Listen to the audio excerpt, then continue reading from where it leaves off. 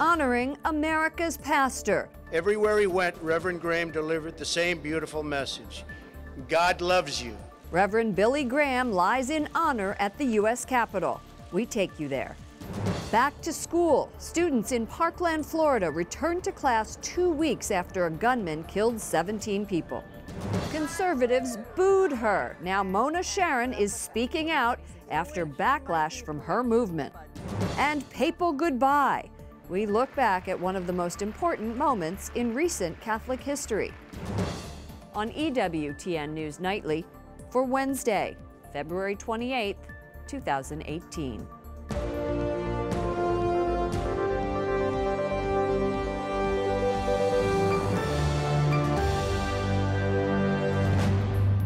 Good evening from Washington, D.C., and thank you to those of you joining us from around the world for news from a Catholic perspective.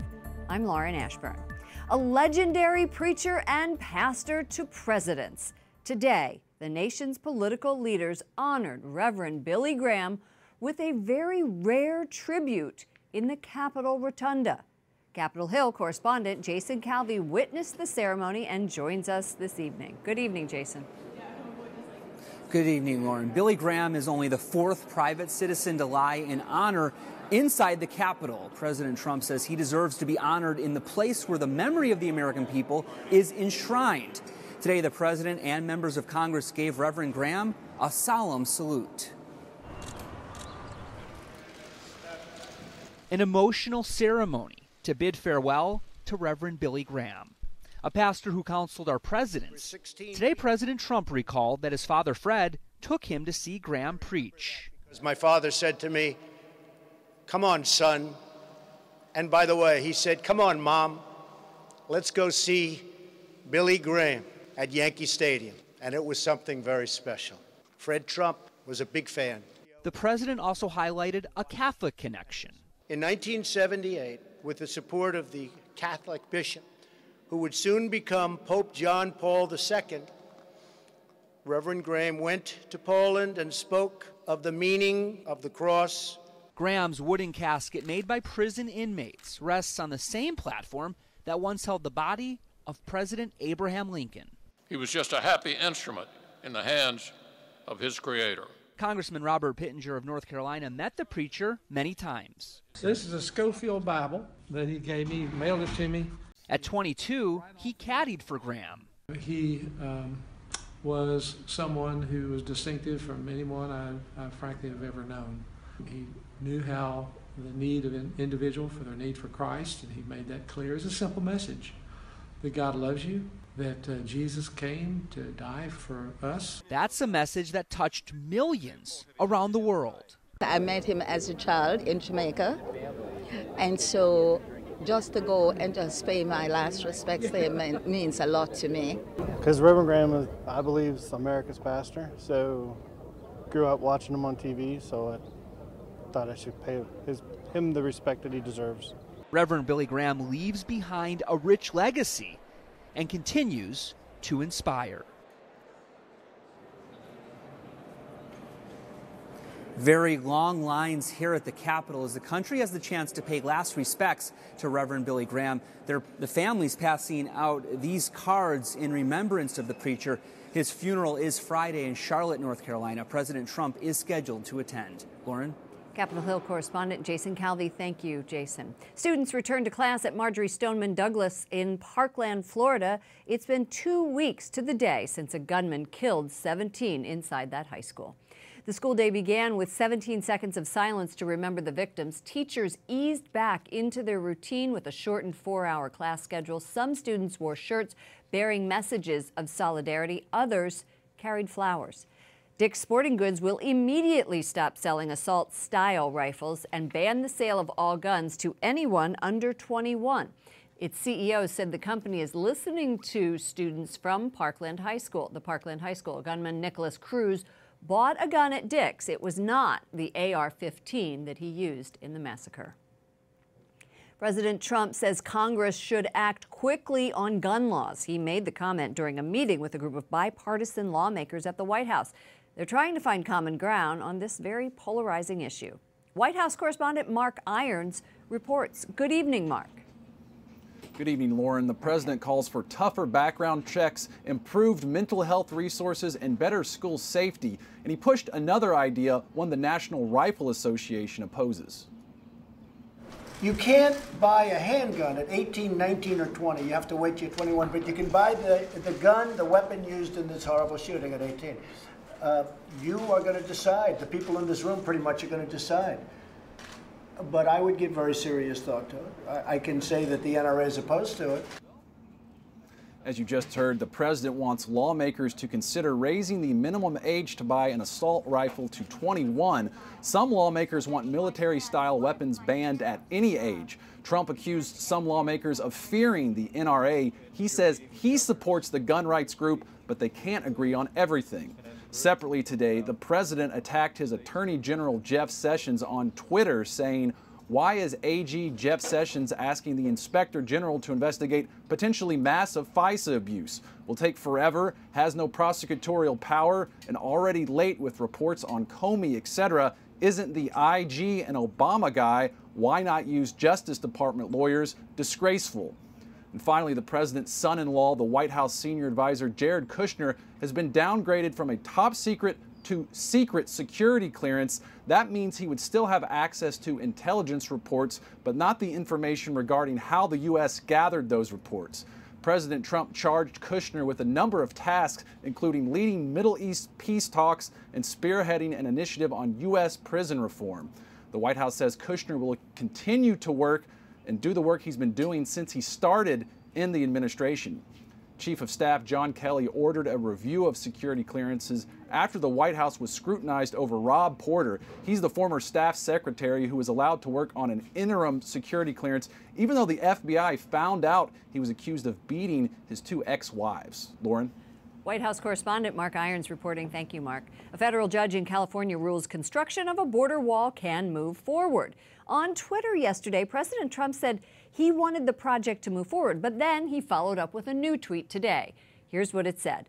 "I have decided that sections of the wall that California once built now will not be built until the whole wall is approved." Big victory yesterday with ruling from the courts that allows us to proceed. Our country must have border security. We are joined by Ken Paxton, friend of border security, Attorney General of Texas, and that is yet another state right along the border. This seems to be a legal victory for President Donald Trump, but the president still needs to find a way to pay for that wall. Congress has yet to fund it. The president demands that Mexico to pay have gone nowhere. How is this going to happen?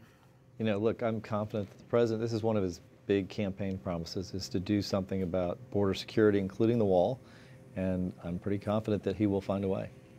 You think that this wall is going to reduce illegal immigration? Critics say it will not. They say migrants will find other ways to get in to our country. So examples, I think I've said this before, El Paso, there was no fence along the border. They put up a fence. El Paso used to be the highest crime city in America, and now it's one of the lowest, so it does work. So it's proven to work here. It's proven to work in other countries like Israel where they put up walls, so I have no reason to believe it wouldn't work here. Why do you think that the number of illegals coming in, illegal immigrants coming in to our country has declined so dramatically under the Trump administration? I think there's two reasons. One is the rhetoric. He's basically telling people, he's broadcasting that we're going to enforce the law. And then two, we're actually enforcing the law. We actually have Border Patrol and Customs Enforcement are actually stopping illegal immigration as it comes in. We weren't doing that for the last 8 years. I think the Obama administration would beg to differ. Well, the numbers are clearly different. 60 to 70% reduction in illegal immigration across our southern border. So the numbers speak for themselves, and I've spoken to border agents that have told me just exactly what I told you. Which is? That for 8 years we were not enforcing the law, and now they were being told to enforce the law. They were really frustrated they couldn't do their jobs. What were they told, to look the other way? Basically, unless it was a criminal action, they saw a criminal action, they were basically told just let them come in. Okay, let's move on. You, once again, are suing. Mm-hmm. Surprise, surprise. You're suing over challenging the constitutionality of the Affordable Care Act. Haven't we dealt with that? Yeah, we have dealt with it, except there was a big change. You know, Congress obviously tried to repeal it. They were unsuccessful. However, the Tax Reform Act that passed in December took out a very important piece of Obamacare. It took out the penalty for not for not buying health insurance. Well, Justice Roberts, in the case that went to the Supreme Court on Obamacare, said that it was critical that the penalty be applied to the mandate, and if those two weren't together, there was no power to keep the mandate in place. And so because the penalty went away and the tax went away under the taxing power of Congress, there's no longer the ability to keep the mandate away. So we think this lawsuit will end Obamacare. End it. Final. End it. I'm very confident that ultimately this lawsuit will end Obamacare once and for all. And Congress has not been able to do that, but Ken Paxton can? Well, Congress, played a little part. They passed the tax reform bill that gave us the tool that will allow us to file this, that allowed us to file this lawsuit, and will allow the victory. All right. Thank you so much for joining us. Come back when that happens. Absolutely. Okay, promise? All right. Absolutely. Ken Paxton, Attorney General of Texas. Nigeria is taking measures to avoid further mass abductions from schools by Boko Haram. Many in Africa's most populous country are outraged by the kidnapping of 110 girls earlier this month by terrorists. Authorities are ramping up their search, and the military has been called in to help to find them. Boko Haram kidnapped about 300 girls from a school in the same area in 2014. If you want to learn about recent kidnapping, plus the dangers Christians endure in Nigeria, visit our news partners at CatholicNewsAgency.com. The Church of the Holy Sepulchre in Jerusalem is open after a 3-day closing over taxes. The iconic church is revered by Christians as the site of Christ's crucifixion and resurrection. Catholic and Orthodox leaders closed it Sunday to protest a plan by Israel to tax church properties. The Israeli mayor of Jerusalem suspended that measure. Because the holy place without people, it's nothing, are only the stones, because we are the living church. For us, that's the important thing. Religious leaders remain unhappy about a plan to tax non-church properties held by Christians. They said those properties fund hospitals and education. Pope Francis wraps up meetings with his councils of advisors who are helping him implement reform in the Vatican. The pontiff founded the Group of 9 cardinals, known as the C9, in September of 2013. They meet for 3 days in the Vatican several times a year. All members were present except for Cardinal George Pell of Australia. Vatican correspondent Juliet Lindley joins us from Rome. Juliet, what did Pope Francis and the cardinals talk about today? They talked about a number of ongoing issues, Lauren, including bishops' conferences being able to decide on doctrine. And they also talked about reducing financial costs at the Vatican, as well as centralizing personnel issues, and also, importantly, perhaps speeding up the investigation into cases of clergy sex abuse. What exactly are they proposing for these cases, Juliet? Now, we know nothing more than the fact that they talked about trying to speed up the issue. Now, there are 1,800 cases underway, but there is, we do have news from Vatican analyst Andrea Tornielli, who writes for the Italian daily La Stampa, who seem to know that they're talking about decentralizing and possibly handling cases via regional tribunals that would in any case be overseen by the Congregation for the Doctrine of the Faith. But that is speculation for the moment. We don't have anything other than understanding that they are looking at how they can reduce the time that it takes to investigate these cases. We know that this is very important to the Pope. He's put together a commission on minors. He has also sent Archbishop Scicluna to Chile to investigate a case. Now, let's move on. There have been some unexplained changes in the Pope's schedule. Tell us about that. Why is his schedule changing? Well, we haven't had confirmation from the Vatican, but actually today a Swiss government spokesman confirmed that the Pope will be visiting Geneva on June the 21st. Now, he would be coming to meet the president, Alain Berset, the Swiss president. The Pope visited the UN in New York in 2015, and this would probably be a chance for him to visit the UN headquarters in Geneva. And it would also be the first papal trip to Switzerland since 2004. It was one of Pope St. John Paul II's last papal trips, and it was to the Alpine nation. Now, there is also confirmation from an Estonian bishop that the Pope would be visiting the Baltic states in September, Estonia, Latvia, and Lithuania. Now, again, the Holy See has not confirmed this, but this morning, Greg Burke, the head of the Vatican press office, indicated to us that on Friday, an announcement would be made, and it was linked to possible changes in the Pope's schedule, so we're assuming that it possibly could be the announcement of these 2 upcoming trips. Lauren. Well, I mean, you know, Switzerland in May, what's not to like? All right, Juliette Lindley, EWTN News Nightly Vatican correspondent, thank you. Thank you, Lauren. Coming up, we talk with Mona Sharon, a conservative columnist calling out Republicans and the Trump administration.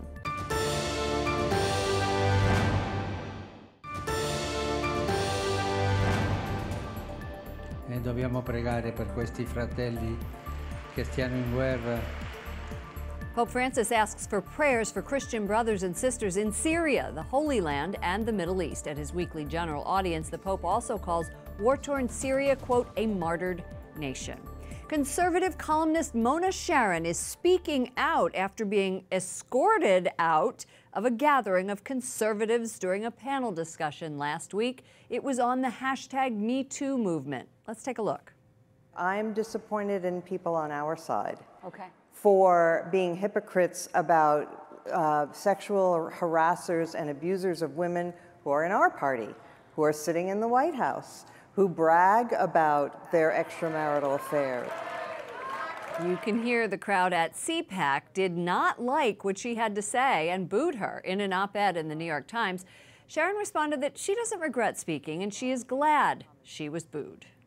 Mona is a syndicated columnist and senior fellow at the Ethics and Public Policy Center and author of Sex Matters, coming out in June. Welcome back to the program. So glad to be here. You're making a lot of waves this week. You almost turned down this invitation to go to CPAC, to be on this panel, because you knew, or you thought, that your views would not be accepted. You were booed, you were right. Why did you do it? Because it feels good to have somebody tell the truth. It always cheers me up, so I wanted to cheer some others as well. What is the truth, in your opinion? The truth is that the Republican Party has to be honest about sexual harassment. It has to be honest about the drift toward the alt-right that we've seen at CPAC, which is contemptible. Well, let's talk about the substance. Okay. Why are you convinced that the Trump supporters have ruined the conservative movement? Well, I didn't say that. What I said was that CPAC has been Trumpified thoroughly and has allowed itself to become a clown show. This year, they invited Marine Le Pen, who is the granddaughter of a fascist and anti-Semite in France, former leader of the National Front. This is a corruption of what most of us understand by conservatism, and so I wanted to talk about that. And denounce it, because I don't think that most conservatives support that or think that's what the conservative movement is. The other thing was the sexual harassment stuff, which is just the elephant in the room. So let's talk about that. This was an Us Too panel, and the goal of this was to talk about why conservatives are left out of the sexual harassment movement. And your point is that Donald Trump...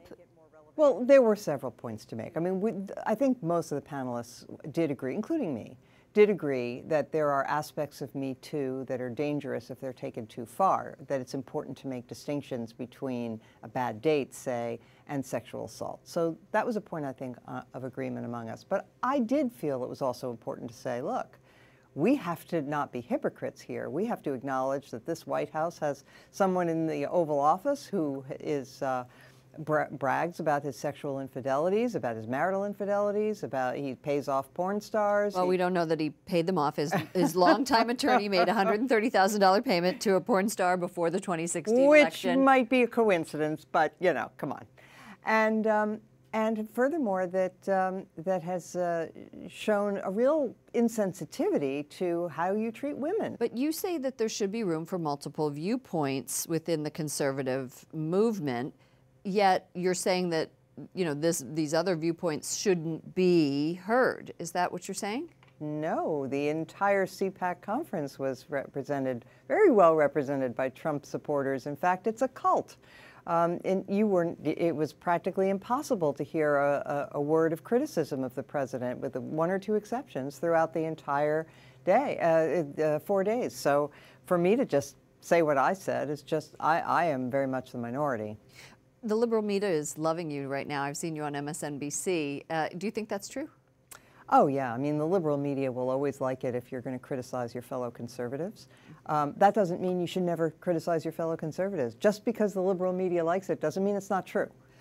Do you support the president anywhere, in anything? In certain respects, I think he's done things that I agree with. I mean, it's a Republican administration. There are bound to be things. I think the deregulatory agenda has been good. I like some of the things Betsy DeVos has done at education. I'm a big fan of Nikki Haley at the United Nations. There are quite a few things. But nevertheless, it used to be the case before we had this cultish attitude toward our president that you could be critical and praising of the same person without being accused of being a traitor. Thank you so much. We'll leave it there. Mona Sharon, syndicated columnist, senior fellow at the Ethics and Public Policy Center. Bishops in Michigan are voicing their concern about a proposed bill inspired by the Larry Nassar scandal. It's aimed at protecting children from sexual assault, and it would extend the amount of time victims would have to sue their abusers. But the Michigan Catholic Conference says the impact of the bill needs to be fully reviewed.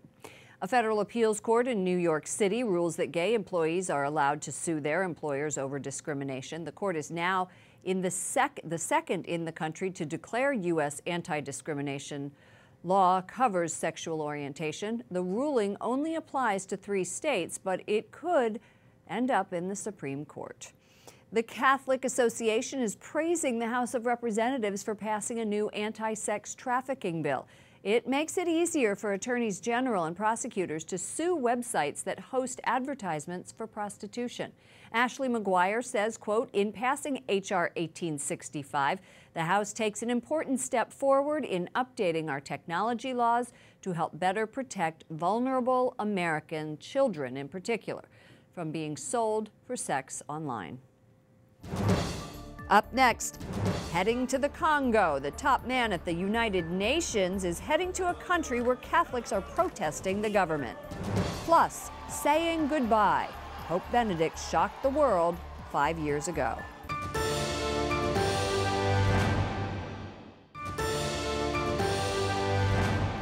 I have boundless confidence in that president that you elected, and the pro-life majorities in the Congress of the United States and in states all across this country.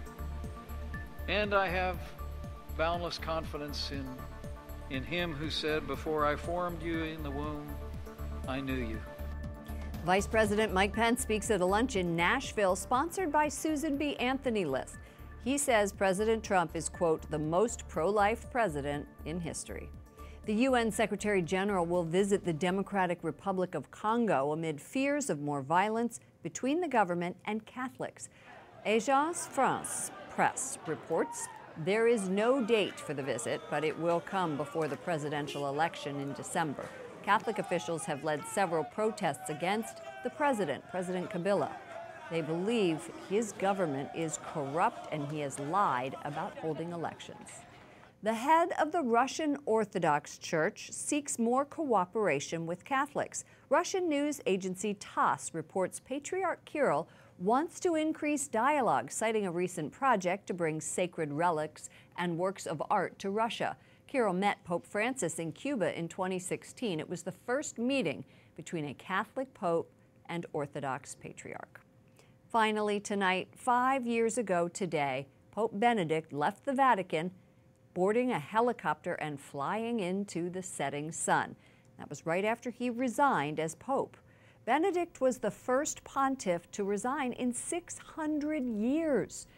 He has made very few public appearances since that February day, but he and Pope Francis do continue to communicate and meet.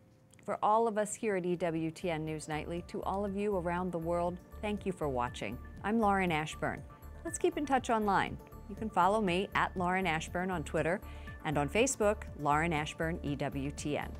Good night and God bless you.